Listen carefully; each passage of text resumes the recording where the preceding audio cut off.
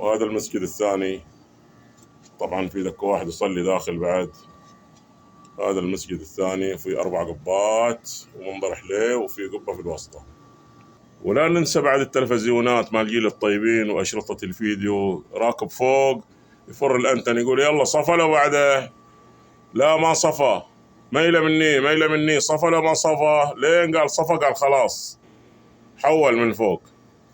وهذا رجال شيخ يدرس الطلاب. وهذه العلب طبعا هذه صار لها على أكثر من 35 سنة، البيبسي القديم راح جيل الطيبين. وهذا المنظر الثاني حبايبي، البوابة مجسمة منظر حليو.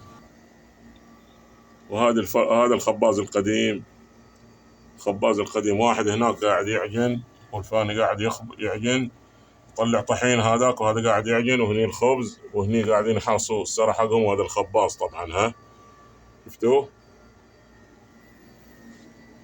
وهذا المنظر الثاني حبايبي، كل مناظر حليوة وخلابة وتشرح القلب. وهذه الفرشة مالت الأول، الله يرحم الأول. وهذه المروحة ما في إلا مروحة، ما في مكيفات ولا في شيء، شفتوها. وهذا الملابس طبعا حقهم، ها مال جيل الطيبين. وهذا البيت الجديد الحديث الحين، مو زي الأول، مو زي ما الأول. هذا البيوت الحديثة الحين. تفضلوا. وهذا قاعد يسوي الحين كر. طبعا هذا الله يعزكم قاري الحمار. وهذا قاعد يركب الفوانيس مال الأول.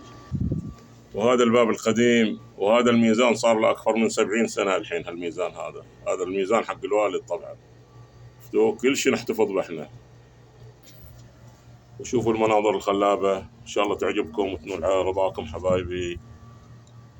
ويقولوا الأولين من فات قديمة تاه. وهذا طبعا قاعد يخيط القرائن الحين.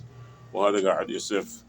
وحياة حليوة، تعيش في أجواء غير شكل. شوف الحبابة الأول، الجدة تجمع الأطفال وناسة.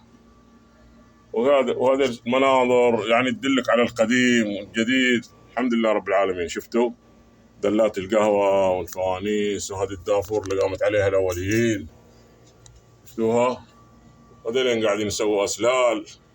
وهالمسجل هذا صار له أكثر من 30 سنة الحين فوق.